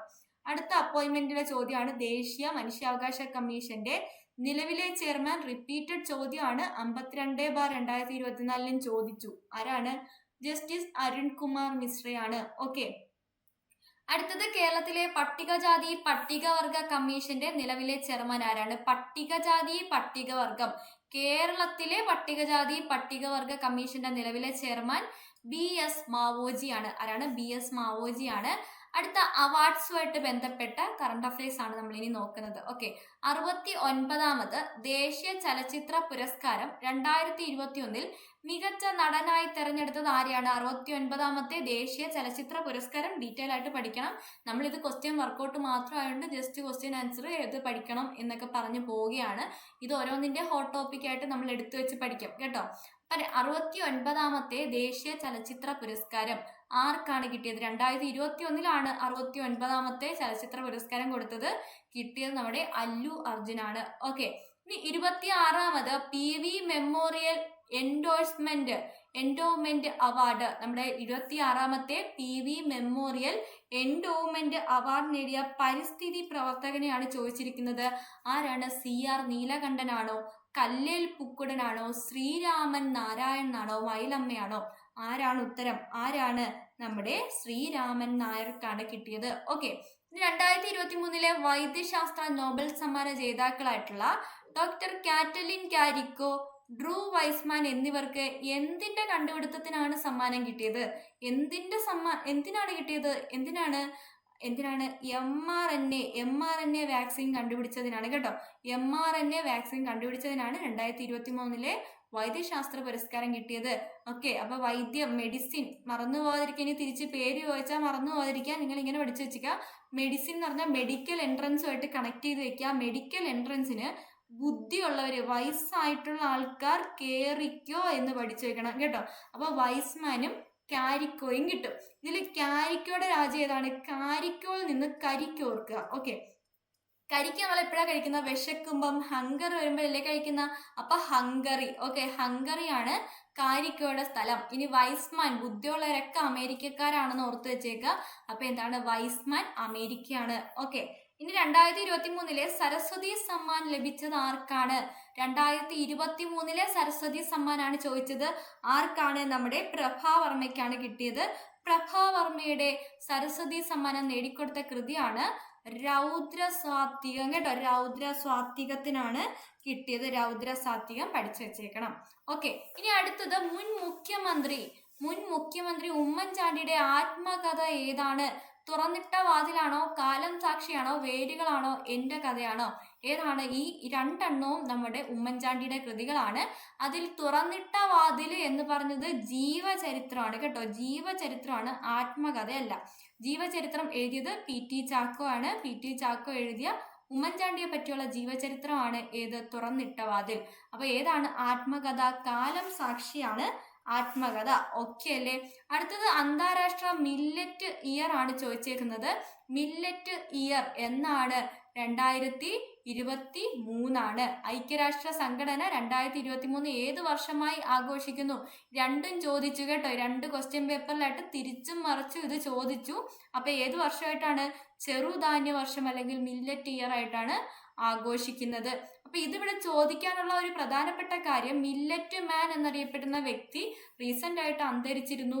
അപ്പൊ നിങ്ങൾക്ക് അറിയാമെങ്കിൽ ആ വ്യക്തിയുടെ പേരൊന്ന് കമന്റ് ചെയ്യണം. നമ്മുടെ ക്ലാസ്സിൽ പഠിപ്പിച്ചതാണ്. അപ്പൊ നിങ്ങൾക്ക് ഓർമ്മയുണ്ടെങ്കിൽ നിങ്ങൾക്ക് ഇന്നത്തെ ഹോംവർക്ക് ആണ്. ക്ലാസ് നമുക്ക് ഇന്ററാക്ട് ചെയ്ത് പഠിക്കാൻ പറ്റില്ല, റെക്കോർഡഡ് ക്ലാസ് ആണ്. അപ്പൊ നിങ്ങൾ എന്താ ചെയ്യേണ്ടത്? നിങ്ങൾക്ക് ഒരു ഹോംവർക്ക് തരികയാണ്. നിങ്ങൾ കറക്റ്റ് ആയിട്ട് എൻ്റെ ക്ലാസ് ഫോളോ ചെയ്യുന്നുണ്ട്, നിങ്ങൾക്ക് പഠിച്ചതെല്ലാം ഓർമ്മയുണ്ട് എങ്കിൽ മില്ലറ്റ് മാൻ എന്നറിയപ്പെടുന്ന ഇന്ത്യക്കാരൻ, ഇന്ത്യയുടെ മില്ലറ്റ് മാൻ റീസെന്റ് ആയിട്ട് അന്തരിച്ചിരുന്നു. അദ്ദേഹത്തിന്റെ പേര് നിങ്ങൾക്ക് അറിയാമെങ്കിൽ കമന്റ് ചെയ്യുക. ഓക്കെ. അടുത്തത് ഓബിറ്ററിയിൽ വരുന്ന ഒരു കറണ്ട് അഫയേഴ്സ് ആണ്. 2023 സെപ്റ്റംബറിൽ അന്തരിച്ച ഇന്ത്യൻ ഹരിത വിപ്ലവത്തിന്റെ പിതാവ് എന്നറിയപ്പെട്ട വ്യക്തി. ഒരുപാട് ക്വസ്റ്റ്യൻ പേപ്പർ 2023 ക്വസ്റ്റ്യൻ പേപ്പർ മൊത്തം ആരാണ്? ഇദ്ദേഹം അങ്ങ് എടുത്തേക്കാണ്. ഓക്കെ. അപ്പൊ ഇവിടെ നമ്മൾ 2024 ചോദ്യ പേപ്പറിലും ചോദിച്ചു. 2023 സെപ്റ്റംബറിൽ അന്തരിച്ച ആരാണ് ഹരിത വിപ്ലവത്തിന്റെ പിതാവ് എന്നറിയപ്പെടുന്നത്? ആരാണ്? MS സ്വാമിനാഥൻ. മങ്കൊമ്പ് സാംബശിവൻ സ്വാമിനാഥൻ എന്നറിയപ്പെടുന്ന MS സ്വാമിനാഥനാണ് ഹരിത വിപ്ലവത്തിന്റെ പിതാവ് എന്നറിയപ്പെടുന്നത്. ഇയാള് അന്തരിച്ചപ്പോഴത്തേക്ക് അവിടുത്തെ ഇദ്ദേഹത്തിന്റെ ഇദ്ദേഹം സ്ഥാപിച്ച ഗവേഷണ സ്ഥാപനം എന്താണ്? ഇദ്ദേഹത്തിന്റെ പേരിലോട്ട് മാറ്റുകയും പുരസ്കാരം ഏർപ്പെടുത്തുകയും ചെയ്ത സംസ്ഥാനം ഏതെന്ന് ചോദിച്ചാൽ തമിഴ്നാടാണ് കേട്ടോ. അതും കൂടെ ഒന്ന് ഓർത്തു വെച്ചേക്കാം. 2023 71ാമത് മിസ് വേൾഡ് മത്സരത്തിൽ ആതിഥേയത്വം വഹിച്ച രാജ്യം ഏതാണ്? ഏത് രാജ്യമാണ് 71ാമത്തെ മിസ് വേൾഡിന് ആതിഥേയത്വം വഹിച്ചത്? ഏതാണ്? നമ്മുടെ ഇന്ത്യ ആണ്. ഇന്ത്യ ആയതുകൊണ്ടാണ് ആ ചോദ്യം അവിടെ വന്നത്. ഇമ്പോർട്ടന്റ് ആണ്. പിഷ്കോവിനാണ് കിട്ടിയത് കേട്ടോ. ഓക്കെ. ഇനി അടുത്ത ഇന്ത്യയായിട്ട് ബന്ധപ്പെട്ട ചോദ്യമാണ്. രാജ്യത്തെ ഏറ്റവും ഉയരമുള്ള അംബേദ്കർ പ്രതിമ അനാച്ഛാദനം ചെയ്തത് എവിടെയാണ്? ഹൈദരാബാദ് ആണോ, ഗുജറാത്ത് ആണോ, ബംഗാൾ ആണോ, ബീഹാർ ആണോ? എവിടെയാണ് അംബേദ്കർ പ്രതിമ അനാച്ഛാദനം ചെയ്തതെന്ന് ചോദിച്ചാൽ എവിടെയാണ്? ഹൈദരാബാദ് ആണ്. പക്ഷെ ഇവിടെ ആന്ധ്രാപ്രദേശ് ഉണ്ടായിരുന്നെങ്കിൽ ആന്ധ്രാപ്രദേശ് വന്നാൽ ആന്ധ്രാപ്രദേശും ഉത്തരവായിട്ട് വരും. ഹൈദരാബാദ് എവിടെയാണ്? തെലങ്കാനയിലാണ്. ഓക്കെ, അപ്പൊ വിജയവാഡ ആന്ധ്രാപ്രദേശിലും തെലങ്കാന ഹൈദരാബാദിലും, വിജയവാഡയിലാണ്, വിജയവാഡ ആന്ധ്രാപ്രദേശിലും തെലങ്കാന ഹൈദരാബാദിലും എന്താണ്? അംബേദ്കറിന്റെ പ്രതിമ വന്നു. രണ്ടിനും 125 അടി ആണ് ഉയരം. അപ്പൊ ഇവിടെ ആന്ധ്രാപ്രദേശ് ഇല്ലാത്തത് കൊണ്ടാണ് ഹൈദരാബാദ് ഉത്തരവായിട്ട് വന്നത്, അല്ലെങ്കിൽ രണ്ടും വരും. ഓക്കെ അല്ലേ? ഇനി അടുത്ത, ഇന്ത്യയിൽ വിദ്യാലയങ്ങളിലെ ഉച്ചഭക്ഷണ പരിപാടി അല്ലെങ്കിൽ ഉച്ചഭക്ഷണ പദ്ധതി ആദ്യമായി നടപ്പിലാക്കിയത് ഏത് സംസ്ഥാനമായിരിക്കും? അത്രയും കാരുണ്യമുള്ള, എന്താണ്, അവരെ സ്വന്തം മക്കളെ പോലെയൊക്കെ കണ്ട് ലാപ്ടോപ്പും ഒക്കെ കൊടുത്ത സംസ്ഥാനം ഏതാണ്? തമിഴ്നാടാണ് കേട്ടോ. തമിഴ്നാടാണ് അങ്ങനെയുള്ള കാര്യങ്ങൾ കൂടുതലും ചെയ്യുന്നത്. അപ്പൊ ഉച്ചഭക്ഷണ പദ്ധതി ആദ്യം ആരംഭിച്ച എവിടെയാണ്? തമിഴ്നാട്ടിലാണ്. ഓക്കെ, ഇനി നാരി ശക്തി വന്ദൻ അധിനിയം ബില്ല് രാഷ്ട്രപതി ഒപ്പുവെച്ചത് എന്നാണ്? 2023 സെപ്റ്റംബർ 20, 2023 സെപ്റ്റംബർ 21, 2023 സെപ്റ്റംബർ 27, 2023 സെപ്റ്റംബർ 28 എന്നാണ്? 2023 സെപ്റ്റംബർ 28 നാരി ശക്തി വന്ദൻ അധിനിയം ബില്ല് രാഷ്ട്രപതി ഒപ്പുവെച്ചത്. ഓക്കെ, 2023 സെപ്റ്റംബർ 28 നമ്മുടെ പുതിയ പാർലമെന്റ്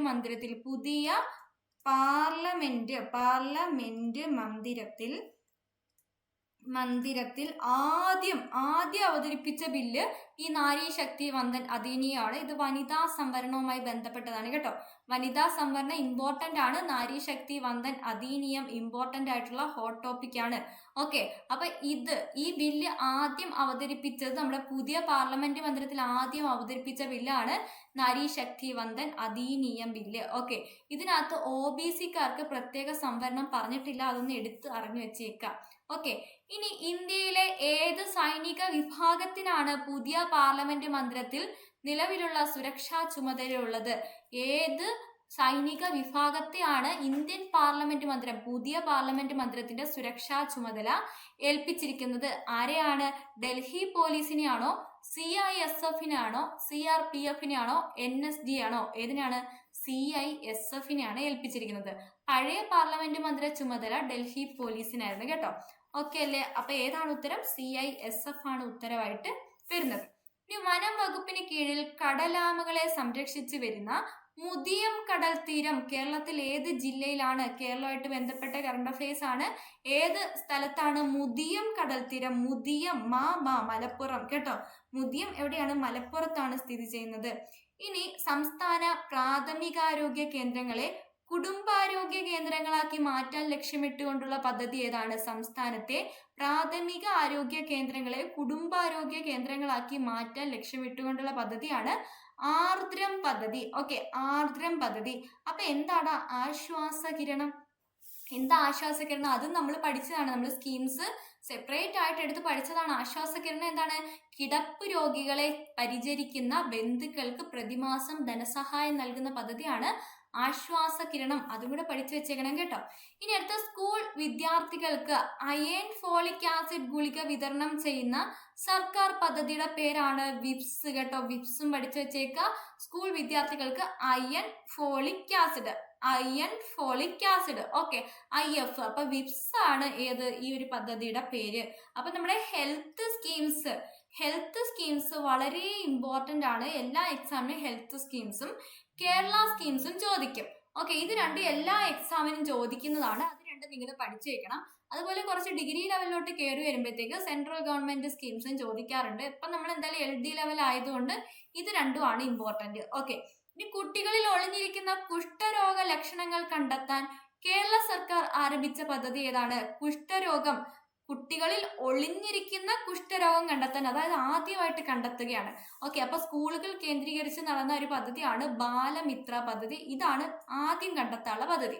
ഇനി ഇവിടെ കണ്ടെത്തി കഴിഞ്ഞു. ഓക്കെ, കുട്ടികളിൽ ഒളിഞ്ഞിരിക്കുന്ന കുഷ്ഠരോഗ ലക്ഷണങ്ങൾ കണ്ടെത്തി കഴിഞ്ഞിട്ട്, അല്ലെങ്കിൽ മറ്റുള്ളവർക്ക് കുഷ്ഠരോഗം ഓൾറെഡി ഉള്ളവർക്ക് തുടർ ചികിത്സ ഉറപ്പാക്കാൻ വേണ്ടിയുള്ള പദ്ധതിയാണ് ഏതെന്ന് പറയുന്നത്? സ്പർശി എന്ന് പറയുന്നത്. അപ്പൊ ബാലമിത്ര ആദ്യമായിട്ട് കണ്ടെത്താൻ, സ്പർശ എന്താണ്? ഓൾറെഡി ഉള്ളവർക്ക് എന്താണ്? തുടർ ചികിത്സ ഉറപ്പാക്കാൻ വേണ്ടിയുള്ള പദ്ധതിയാണ് സ്പർശ് എന്ന് പറയുന്നത്. ഓക്കെ അല്ലേ? ഇനി അടുത്ത കേരള സാമൂഹിക നീതി വകുപ്പ് സർക്കാർ സേവനങ്ങൾ വീട്ടുപടിക്കൽ എത്തിക്കുന്നതിനായിട്ട് ആവിഷ്കരിച്ച വെബ് പോർട്ടൽ ഏതാണ്? ജീവനമാണോ, സമന്വയമാണോ, മന്ദഹാസമാണോ, സുനീതിയാണോ? ഏതാണ് സുനീതിയാണ് കേട്ടോ.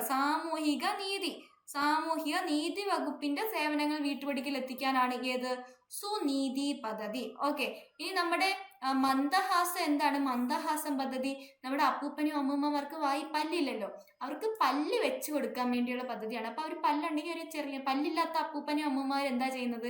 അവർ മന്ദഹസിക്കുകയാണ് ചെയ്യുന്നത്. അല്ലെ പല്ലൊക്കെ ഉള്ളവർ അട്ടഹസിക്കുകയാണ്, അല്ലെ അട്ടഹസിക്കുകയും പൊട്ടിച്ചിരിക്കുകയാണ് ചെയ്യുന്നത്. അപ്പം കുട്ടികൾക്ക് വേണ്ടി, കുട്ടികളുടെ മാനസിക സമ്മർദ്ദം കുറയ്ക്കാൻ വേണ്ടി പോലീസ് കൊണ്ടുവന്ന പദ്ധതി ഏതാന്ന് വെച്ചാൽ കുട്ടികളുടെ മാനസിക സമ്മർദ്ദം കുറയ്ക്കാൻ അവരെ നമ്മൾ ഇക്കിളാക്കും. അപ്പൊ അവരെന്ത് ചെയ്യും? ചിരിക്കും, അല്ലെ അവര് ചിരിക്കും. അപ്പൊ ആ പദ്ധതിയുടെ പേര് ചിരിയാണ്. ഈ മന്ദഹാസം എന്ന് പറഞ്ഞാൽ നമ്മുടെ അപ്പൂപ്പനും അമ്മൂമ്മയുടെ വായിൽ പല്ലില്ല. അപ്പൊ പല്ലില്ലാത്ത അപ്പൂപ്പന്മാർക്ക് അങ്ങനെ ചിരിക്കാൻ പറ്റില്ല, അവരിങ്ങനെ ചെറിയൊരു പുഞ്ചിരിയാണ് തരുന്നത്, ഒരു മന്ദഹാസമായിരിക്കും തരുന്നത്, അല്ലെ. അപ്പൊ അതാലോചിച്ചാൽ മതി, അത് മന്ദഹാസം പദ്ധതി. അപ്പൂപ്പനും അമ്മൂമ്മമാർക്ക്, അതായത് വയോജനങ്ങൾക്ക് പല്ലുകൾ വെച്ച് പിടിപ്പിക്കാൻ വേണ്ടി കൊണ്ടുവന്ന പദ്ധതിയാണ് മന്ദഹാസം പദ്ധതി. ഇനി കുടുംബശ്രീകളിൽ നിന്നും തിരഞ്ഞെടുക്കുന്ന വനിതകൾക്ക് രംഗകലകളിൽ പരിശീലനം നൽകുന്ന പദ്ധതിയുടെ പേരെന്താണ്? രംഗകലകളിൽ പരിശീലനം നൽകുന്ന പദ്ധതി. കുടുംബശ്രീയും ഇപ്പൊ വാർഷികം ആഘോഷിച്ചിട്ടുണ്ട്, അതുകൊണ്ട് കുടുംബശ്രീ ഡീറ്റെയിൽ ആയിട്ട് പഠിച്ചു വെച്ചേക്കണം. എന്നാൽ പദ്ധതിയുടെ പേരെന്താണ്? രംഗത്ത് ഉള്ള കുടുംബശ്രീ, അല്ലെ രംഗശ്രീ. രംഗശ്രീയാണ് പദ്ധതിയുടെ പേര്. ഓക്കെ, ഇനി അടുത്ത റോഡ് അപകടങ്ങൾ കുറയ്ക്കാനും ഗതാഗത നിയമലംഘനം തടയാനും സംസ്ഥാനത്തെ മോട്ടോർ വാഹന വകുപ്പ് AI അധിഷ്ഠിത ക്യാമറകൾ സ്ഥാപിച്ച പദ്ധതിയുടെ പേരെന്താണ്? ഏതാണ് പദ്ധതിയുടെ പേര്? സേഫ് ആയിട്ടിരിക്കാൻ വേണ്ടിയാണ്, അല്ലെ. റോഡ് അപകടങ്ങൾ കുറച്ച് സേഫ് ആയിട്ടിരിക്കുക, അതാണ് സേഫ് കേരള പദ്ധതി. ശൈലി ആപ്പ് എന്ന് പറഞ്ഞാൽ ജീവിതശൈലി രോഗങ്ങളുമായിട്ട് ബന്ധപ്പെട്ടതാണ്, അതിനകത്തുനിന്ന് നമുക്ക് ധൈര്യമായിട്ട് ഒഴിവാക്കാം. ഓക്കെ, ഇനി നൂതന സാങ്കേതിക വിദ്യയുടെ സഹായത്തോടെ കുഷ്ഠരോഗ നിർമ്മാർജ്ജനത്തിന് കേരള ആരോഗ്യ വകുപ്പ് നടപ്പിലാക്കിയ പദ്ധതി ഏതാണ്? കുഷ്ഠരോഗ നിർമ്മാർജ്ജനത്തിന് കേരള ആരോഗ്യ വകുപ്പ് നടപ്പിലാക്കിയ പദ്ധതി ഏതാണ്? ഹൃദ്യമാണോ, താലോലമാണോ, സുഹൃതമാണോ, എൽസി ആണോ? ഏതാണ് എൽസ പദ്ധതിയാണ് കേട്ടോ. ഹൃദയം എന്ന് പറഞ്ഞാൽ നമ്മുടെ കുട്ടികൾക്ക്, ചെറിയ കുട്ടികൾക്ക് ഹൃദയ വൈകല്യം ഉണ്ടെങ്കിൽ അവരെ ചികിത്സിക്കാനുള്ള പദ്ധതിയാണ് ഹൃദ്യം പദ്ധതി. ഇനി ഹൃദയ വൈകല്യത്തിനൊപ്പം മറ്റു മാരക രോഗങ്ങളും ഉണ്ടെങ്കിൽ അതിനു വേണ്ടിയുള്ള പദ്ധതിയാണ് താലോലം പദ്ധതി. ഓക്കെ അല്ലേ? അപ്പൊ എൽസി ആണ് കുഷ്ഠരോഗത്തിന്, അതിനെ നിർമ്മാർജ്ജനം ചെയ്യാൻ വേണ്ടി നൂതന സാങ്കേതിക വിദ്യയുടെ സഹായത്തോടെ നടപ്പിലാക്കിയ പദ്ധതിയാണ് എൽസ പദ്ധതി.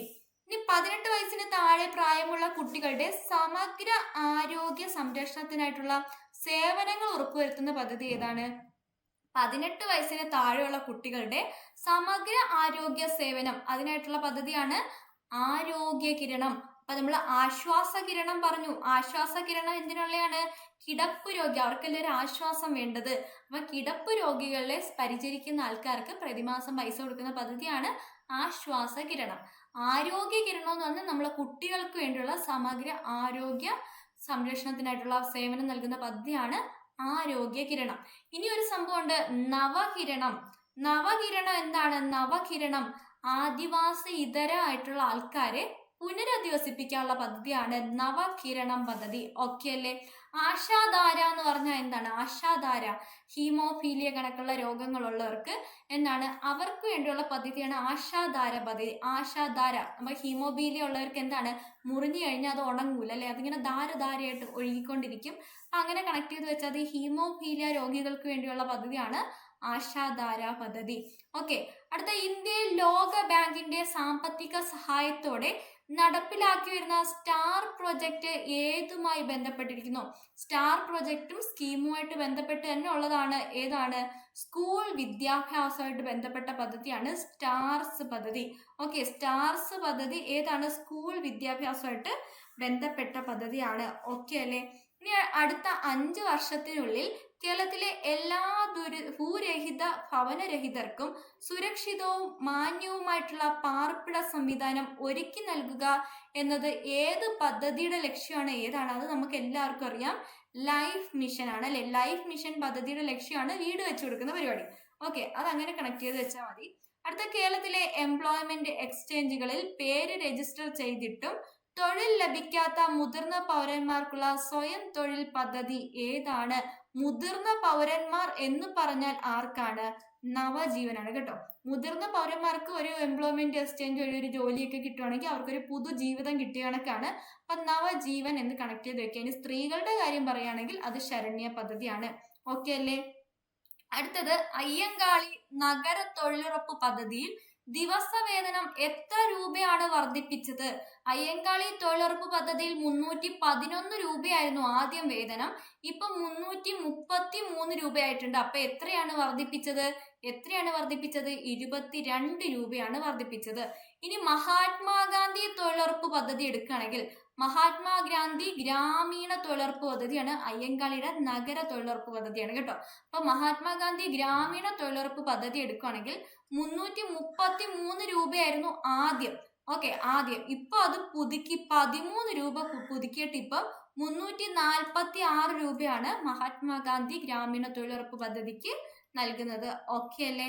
ഇനി അടുത്ത 18 വയസ്സിൽ താഴെ പ്രായമുള്ള കുട്ടികളുടെ സമഗ്ര ആരോഗ്യ സംരക്ഷണത്തിനുള്ള സേവനങ്ങൾ ഒരു കുടക്കീഴിൽ ഉറപ്പുവരുത്തുന്നതിനുള്ള പദ്ധതി ഏതാണ്?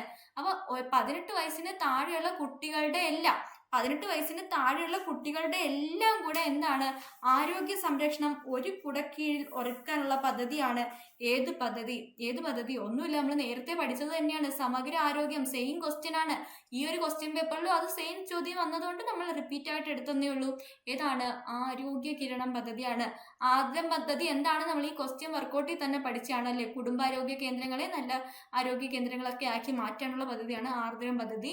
മൃതസഞ്ജീവനി എന്താണ്? നമ്മുടെ അവയവദാന പദ്ധതിയാണ്. ഓക്കെ, ഇനി അടുത്ത വേൾഡുമായിട്ട് ബന്ധപ്പെട്ട കറണ്ട് അഫയേഴ്സ് ആണ്.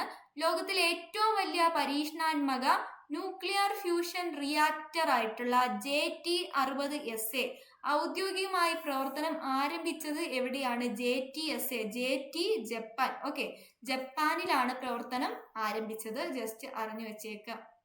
അടുത്ത ന്യൂസ് വേൾഡുമായിട്ട് ബന്ധപ്പെട്ട ന്യൂസ് ആണ്. താഴെ തന്നിരിക്കുന്ന പ്രസ്താവന അല്ലെങ്കിൽ പ്രസ്താവനകളിൽ ശരി ഏത് ശരി അല്ലാത്തതാണ് ചോദിച്ചിരിക്കുന്നത്. ഓക്കെ, ശരി അല്ലാത്തത് അമേരിക്കയിലെ ന്യൂയോർക്കിലാണ് ഐക്യരാഷ്ട്ര സംഘടനയുടെ ആസ്ഥാനം. അത് ശരിയാണോ? അടുത്ത അന്റോണിയോ ഗുട്ടറസ് 2020 ഐക്യരാഷ്ട്ര സംഘടനയുടെ സെക്രട്ടറി ജനറൽ ആയത്. അന്താരാഷ്ട്ര ആണവോർജ ഏജൻസിയുടെ ആസ്ഥാനം വിയന്ന ആണ്. ഐക്യരാഷ്ട്ര സംഘടന സുരക്ഷാ സമിതിയിൽ നിലവിൽ 15 അംഗങ്ങളാണ് ഉള്ളത്. ഇത്രയും കാര്യങ്ങളാണ് പറഞ്ഞിരിക്കുന്നത്. ഇതിൽ ഏതാണ് ശരി അല്ലാത്തത് എന്നാണ് ചോദിച്ചിരിക്കുന്നത്. ഏതാണ് ശരി അല്ലാത്തത്? എന്തുകൊണ്ടാണ് UN ചോദ്യം എഴുതിയെന്ന് പറഞ്ഞാൽ ഇപ്പൊ കുറെ യുദ്ധങ്ങളൊക്കെ നടക്കുന്നുണ്ട്. അതിലൊക്കെ ഏറ്റവും കൂടുതൽ ഇടപെടുന്ന സംഘടന ഏതാണ്? UN ആണ്. അപ്പൊ UN അത്രമാത്രം ഇമ്പോർട്ടന്റ് ആണ്. അതൊന്ന് നോക്കി വെച്ചേക്കണം. ഓക്കെ, UN ഇമ്പോർട്ടന്റ് ആണ്. UNന്റെ കാര്യങ്ങളൊക്കെ ഒന്ന് പഠിച്ചു വെക്കുന്നത് നല്ലതായിരിക്കും. ഓക്കെ, അപ്പൊ നമ്മുടെ UN അന്റോണിയോ ഗുട്ടറസിന്റെ പോയിന്റ് ആണ് തെറ്റായിട്ടുള്ളത്. 2017 ജനുവരി 1 അന്റോണിയോ ഗുട്ടറസ് ഐക്യരാഷ്ട്ര സംഘടനയുടെ സെക്രട്ടറി ജനറൽ ആയിട്ട് തിരഞ്ഞെടുക്കുന്നത്. 2020 അല്ല. അപ്പൊ ഏതാണ് തെറ്റ്? ഏതാണ്? 2 മാത്രമാണ് തെറ്റ്. ഓക്കെ, ബാക്കി എല്ലാം ശരിയായിട്ടുള്ള പോയിന്റുകളാണ്. അടുത്ത ഹെൽത്ത് ആൻഡ് ഡിസീസുമായിട്ട് ബന്ധപ്പെട്ട ചോദ്യമാണ്. നമ്മുടെ ക്വസ്റ്റ്യൻ പേപ്പർ കോഡൊക്കെ ഇട്ടിട്ടുണ്ട്, നിങ്ങൾ അത് നോക്കിയാൽ മതി. ഓക്കെ, ഇനി നിപ്പ വൈറസിന്റെ പ്രകൃതിയായുള്ള വാഹക ജീവി ഏതാണ്? ഇത് എന്തുകൊണ്ടാണ് കറണ്ട് അഫയേഴ്സ് വന്നത്? ഇപ്പൊ നിപ്പ വീണ്ടും റിപ്പോർട്ട് ചെയ്തു കേട്ടോ. നിപ്പ വീണ്ടും റിപ്പോർട്ട് ചെയ്തു, കോഴിക്കോട് ജില്ലയിൽ റിപ്പോർട്ട് ചെയ്തു. അതുകൊണ്ടാണ് വീണ്ടും എന്ത് വന്നത്? ഈ ഒരു ചോദ്യം വന്നത്. നിപ്പ വൈറസിന്റെ വാഹക ജീവി ഏതാണ്? വവ്വാലാണ്. ഓക്കെ, 2023 കേരളത്തിൽ നിപ്പ രോഗം റിപ്പോർട്ട് ചെയ്ത ജില്ല ഏതാണ്? അടുത്ത ചോദ്യം അതാണ്. നമ്മളിപ്പോ പറഞ്ഞു 2023 വീണ്ടും എവിടെ റിപ്പോർട്ട് ചെയ്തു? കോഴിക്കോട് റിപ്പോർട്ട് ചെയ്തു. നിപ്പ വൈറസ് ആദ്യം റിപ്പോർട്ട് ചെയ്തത് എവിടെയാണ്? അതും കോഴിക്കോടാണ് കേട്ടോ. നിപ്പ വൈറസ് ആദ്യം റിപ്പോർട്ട് ചെയ്തത് കോഴിക്കോടാണ്. ഇത് 3ാം തവണയാണ് കോഴിക്കോട് റിപ്പോർട്ട് ചെയ്യുന്നത്. 2ാമത് റിപ്പോർട്ട് ചെയ്ത് എവിടെയാണ്? എറണാകുളത്താണ് കേട്ടോ. 2ാമത് റിപ്പോർട്ട് ചെയ്ത ജില്ല ചോദിച്ചാൽ അത് എറണാകുളമാണ്. ഇനി ഇന്ത്യയിലെ ആദ്യത്തെ ആന്റിബയോട്ടിക് സ്മാർട്ട് ആശുപത്രി ആയിട്ട് പ്രഖ്യാപിച്ച കുടുംബാരോഗ്യ കേന്ദ്രം ഏതാണ്? ഇന്ത്യയിലെ ആദ്യത്തെ ആന്റിബയോട്ടിക് സ്മാർട്ട് ആശുപത്രി ഏതാണ്? കക്കോടി, കോഴിക്കോടാണ്. ഏതാണ്? കക്കോടി, കോഴിക്കോട്. ഇനി അടുത്ത ഇന്ത്യ ഫാക്ട് ആണ്. സിയാച്ചിനിൽ ആദ്യമായി നിയമിതയായ വനിതാ മെഡിക്കൽ ഓഫീസർ ആരാണ്? സിയാച്ചിനിൽ ആദ്യമായി നിയമിതയായ വനിതാ മെഡിക്കൽ ഓഫീസർ ആരാണ്? ക്യാപ്റ്റൻ ഗീതിക കൗൾ ആണോ, ശ്രീജ രാജ് ആണോ, ക്യാപ്റ്റൻ ആലിസ് കൗർ ആണോ, വിനയ് സിംഗ് ആണോ? ആരാണ്? ഗീതിക കൗൾ ആണ് കേട്ടോ. ഗീതിക കൗൾ ആണ് സിയാച്ചിൽ ആദ്യമായി നിയമിതയായ വനിതാ മെഡിക്കൽ ഓഫീസർ. ഇനി നാഷണൽ ക്രൈം റെക്കോർഡ്സ് ബ്യൂറോയുടെ റിപ്പോർട്ട് പ്രകാരം ഏറ്റവും സുരക്ഷിതമായ ഇന്ത്യൻ നഗരം എന്ന ബഹുമതി നേടിയത് ഏതാണ്? നമ്മുടെ ഡൽഹിയാണോ, കൽക്കട്ടയാണോ, കൊച്ചിയാണോ, ചെന്നൈ ആണോ? ഏതാണ്? കൊൽക്കട്ടയാണ്. ഓക്കെ അല്ലേ? അപ്പൊ സൈബർ ക്രൈമിലൊക്കെ നമ്മുടെ ഇന്ത്യക്ക് 10ാം സ്ഥാനമൊക്കെയാണ്. അതും കൂടെ ഒന്ന് ഓർത്തു വെച്ചേക്കണം. നാഷണൽ ക്രൈം റെക്കോർഡ് ബ്യൂറോയുടെ റിപ്പോർട്ട് പ്രകാരം കൊൽക്കട്ടയാണ് ഏറ്റവും സുരക്ഷിതം. സുരക്ഷിതമാണ്. നിങ്ങൾ ഇങ്ങനെ ആലോചിച്ചാൽ മതി. സൈബർ ക്രൈമും കൊണ്ട് അങ്ങോട്ട് ചെന്നാൽ, അല്ലെങ്കിൽ നാഷണൽ ക്രൈം അല്ലേ, ക്രൈമും കൊണ്ട് അങ്ങോട്ട് ചെന്നാൽ അവർക്ക് പേരിൽ തന്നെ കുറെ കല്ലുകളുണ്ട്, അത് വെച്ചിട്ട് നല്ല എറി കിട്ടും. അപ്പൊ നല്ല സുരക്ഷിതമല്ലേ, നമുക്ക് പ്രതിരോധിക്കാനുള്ള സാധനം പേരിൽ തന്നെയുണ്ട് അല്ലേ. അപ്പൊ അങ്ങനെ ആലോചിച്ചാൽ അത് ഏറ്റവും സുരക്ഷിതമായിട്ടുള്ള ഇന്ത്യൻ നഗരമാണ് കൊൽക്കട്ട.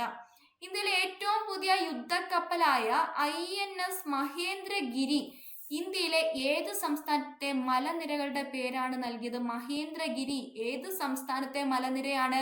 ഒഡീഷയിലെ മലനിരയാണ് കേട്ടോ. അപ്പൊ എന്താണ്? മഹാനദി എവിടെയാണ്? മഹാനദിയും ഒഡീഷയാണ്. അപ്പൊ മഹാനദി മഹേന്ദ്രഗിരി കണക്ട് ചെയ്ത് വെച്ചിരുന്നാൽ മതി. മഹാ വെച്ചിട്ട് കണക്ട് ചെയ്താൽ മതി. രണ്ടും ഒഡീഷയിലാണ്. അടുത്ത ഇനി ഇന്ത്യ എക്കണോമിക്സുമായിട്ട് ബന്ധപ്പെട്ട ചോദ്യമാണ്. ഓൺലൈൻ ഗെയിമുകൾക്ക് സർക്കാർ ഏർപ്പെടുത്തിയ നികുതി എത്ര ശതമാനമാണ്? ഓൺലൈൻ ഗെയിമുകൾക്ക് 18 ആണോ, 8 ആണോ, 28 ആണോ, 38 ആണോ? ഏതാണ്? ഓൺലൈൻ ഗെയിമുകൾക്ക് 28%. നമ്മുടെ യൂണിയൻ ബജറ്റ് 2023-24 ഓൺലൈൻ ഗെയിമുകൾക്ക് 30% ഏർപ്പെടുത്തണമെന്നാണ് പറഞ്ഞിരുന്നത്. അതുമായിട്ട് ബന്ധപ്പെട്ടാണ് നമ്മുടെ GST വകുപ്പ് 28% ആക്കിയത്. ഓക്കെ, ഇനി അടുത്ത ജോഗ്രഫി ചോദ്യമാണ്. ജോഗ്രഫിയായിട്ട് ബന്ധപ്പെട്ട് വന്ന കറണ്ട് അഫയേഴ്സ് ചോദ്യമാണ്. 2023 രാജസ്ഥാനിൽ പുതുതായി സ്ഥാപിച്ച വന്യജീവി സംരക്ഷണ കേന്ദ്രം ഏതാണ്? പുതുതായിട്ട് 2023 വന്ന രാജസ്ഥാനിൽ വന്ന വന്യജീവി സങ്കേതമാണ് ഏതാണ്? സോർസൻ കേട്ടോ. ഏതാണ്? സോർസൻ ആണ് വന്യജീവി സങ്കേതം. അപ്പൊ രാജസ്ഥാനിൽ പുതുതായിട്ട് വന്യജീവി സങ്കേതം വന്നു. അപ്പൊ രാജസ്ഥാൻ ഒന്ന് പഠിച്ചു വെച്ചേക്കണം. രാജസ്ഥാനിന്റെ എന്താണ് നൃത്തരൂപം ഇപ്പൊ റീസെന്റ് ആയിട്ട് ചോദിച്ചു. ഏതാണ്? കൂമർ. ഓക്കെ, കൂമർ എന്ന നൃത്തരൂപം ഏത് സംസ്ഥാനത്തിന്റെയാണ്? രാജസ്ഥാനിന്റെയാണ്. ഓക്കെ അല്ലേ? അടുത്തത് ആർട്സ്, കൾച്ചർ, ലിറ്ററേച്ചർ, ഫിലിം എന്ന് പറയുന്ന ടോപ്പിക്കിൽ നിന്ന് വന്ന ചോദ്യമാണ്. റാം സിയോ ആനന്ദി എന്ന് പറയുന്ന നോവലിന്റെ രചയിതാവ് ആരാണ്? റാം സിയോ ആനന്ദി ആരുടെയാണ്? അഖിൽ P ധർമ്മജന്റെയാണ്. ഓക്കെ, അപ്പൊ റീസെന്റ് ആയിട്ട് പത്രത്തിൽ വരുന്ന കാര്യങ്ങളാണ് ഈ ചോദ്യങ്ങളായിട്ട് വരുന്നത്. അപ്പൊ നിങ്ങൾ പത്രം കറക്റ്റ് ആയിട്ട് വായിക്കുകയാണെങ്കിൽ ഈ ചോദ്യങ്ങളെല്ലാം നിങ്ങൾക്ക് കിട്ടും കേട്ടോ. ഇനി അടുത്ത ഗാന്ധിജിയും അരാജകത്വം എന്ന ഗ്രന്ഥത്തിന്റെ രചയിതാവ് ആരാണ്? ഗാന്ധിജിയും അരാജകത്വം K കേളപ്പനാണോ, ചേറ്റൂർ ശങ്കരൻ നായരാണോ, പണ്ഡിറ്റ് കറുപ്പനാണോ, വൈകുണ്ഠസ്വാമികളാണോ? ആരാണ്? ചേറ്റൂർ ശങ്കരൻ നായരാണ്. ഇദ്ദേഹത്തിനെ പറ്റി ഇപ്പൊ റീസെന്റ് ആയിട്ട് സിനിമ ഇറങ്ങിയിട്ടുണ്ട്. അപ്പൊ അതുമായിട്ടൊക്കെ ബന്ധപ്പെട്ടാണ് ഈ ഒരു ചോദ്യം ഇവിടെ ചോദിച്ചത്. ഓക്കെ അല്ലേ? അപ്പൊ ആരാണ് ഉത്തരം? ചേറ്റൂർ ശങ്കരൻ നായരാണ്. നമ്മുടെ വൈസ്രോയുടെ എക്സിക്യൂട്ടീവ് കൗൺസിൽ അംഗമായിരുന്ന ഇന്ത്യക്കാരനാണ്. അതുപോലെ റൗലറ്റ് ആക്ടിനെ അനുകൂലിച്ച ഏക ഇന്ത്യക്കാരനാണ് ചേറ്റൂർ ശങ്കരൻ നായർ. ഓക്കെ, അതുപോലെ തന്നെ ജാലിയൻ വാലാബാഗ് കൂട്ടക്കൊലയിൽ പ്രതിഷേധിച്ച് വൈസ്രോയുടെ എക്സിക്യൂട്ടീവ് കൗൺസിലിന്റെ അംഗത്വം രാജിവെച്ച ആളും ആരാണ്? ചേറ്റൂർ ശങ്കരൻ നായരാണ്. അതുപോലെ നമ്മുടെ INCയുടെ മലയാളിയായിട്ടുള്ള പ്രസിഡന്റ് ആരായിരുന്നു? ചേറ്റൂർ ശങ്കരൻ നായരായിരുന്നു. ഓക്കെ, ഇനി ശങ്കരൻകുട്ടി മുഖ്യ കഥാപാത്രമായി വരുന്ന ചലച്ചിത്രം ഏതാണ്? കൊടിയേറ്റം, കാഞ്ചന സീത, തമ്പ്, സ്വയംവരം. ഏതാണ് സിനിമ? കൊടിയേറ്റമാണ് കേട്ടോ. കൊടിയേറ്റം എന്ന് പറയുന്ന സിനിമയ്ക്കാണ് ശങ്കരൻകുട്ടി മുഖ്യ കഥാപാത്രമായിട്ട് വരുന്നത്. അപ്പൊ കൊടിയേറ്റം സിനിമയായിട്ട് ബന്ധപ്പെട്ട ന്യൂസ് റീസെന്റ് ആയിട്ട് പത്രത്തിൽ വന്നിരുന്നു. അതുകൊണ്ടാണ് ഈ ഒരു ചോദ്യം ഇവിടെ വന്നത് കേട്ടോ. റീസെന്റ് പത്രത്തിൽ വന്ന സിനിമയാണ്. അങ്ങനെ പത്രത്തിൽ വരുന്ന ഫാക്റ്റുകൾ പഠിച്ചു വെക്കണം. പത്രത്തിൽ എന്തെങ്കിലും ചിലപ്പോൾ ഈ സിനിമയായിട്ട് ബന്ധപ്പെട്ട ആരെങ്കിലും മരണ വാർത്തയായിരിക്കും, അല്ലെങ്കിൽ ആ സിനിമയായിട്ട് ബന്ധപ്പെട്ട എന്തെങ്കിലും കാര്യത്തിന്റെ വർഷം ഇങ്ങനെ പത്രത്തിൽ ചിലപ്പോൾ വലിയ ആർട്ടിക്കിളൊക്കെ ആയിട്ട് വരും. അങ്ങനെ വരുന്ന സംഭവങ്ങൾ നിങ്ങൾ ഡീറ്റെയിൽ ആയിട്ട് നോക്കണം. അതിലെ മുഖ്യ കഥാപാത്രം ആരാണ്, സംവിധായകൻ ആരാണ്, തിരക്കഥ എഴുതിയത് ആരാണ്, അതൊക്കെ ഒന്ന് നോക്കി വെച്ചേക്കുന്നത് നല്ലതായിരിക്കും. ഓക്കെ, അടുത്ത ചോദ്യം ആർട്സ് ആൻഡ് കൾച്ചറിൽ തന്നെ വരുന്ന ചോദ്യമാണ്. ഭാരത പര്യടനം ഏത് വിഭാഗത്തിൽ പെടുന്ന കൃതിയാണ്? ഏതാണ്? ആത്മകഥയാണോ, യാത്രാ വിവരണമാണോ, ചരിത്രമാണോ, സാഹിത്യ വിമർശനമാണോ? ഏതാണ്? സാഹിത്യ വിമർശനമാണ് കേട്ടോ, സാഹിത്യ വിമർശനമാണ്. ഇത് കൃതി രചിച്ചത് 1948ലാണ്. 75ാം വാർഷികം ആഘോഷിച്ചു. അതുകൊണ്ടാണ് ഈ ഒരു ടോപ്പിക് അത്ര ഇമ്പോർട്ടൻ്റ് ആയത്. നമ്മുടെ പത്രത്തിൽ ഇതുമായിട്ട് ബന്ധപ്പെട്ട ഒരു ആർട്ടിക്കിൾ വന്നിരുന്നു.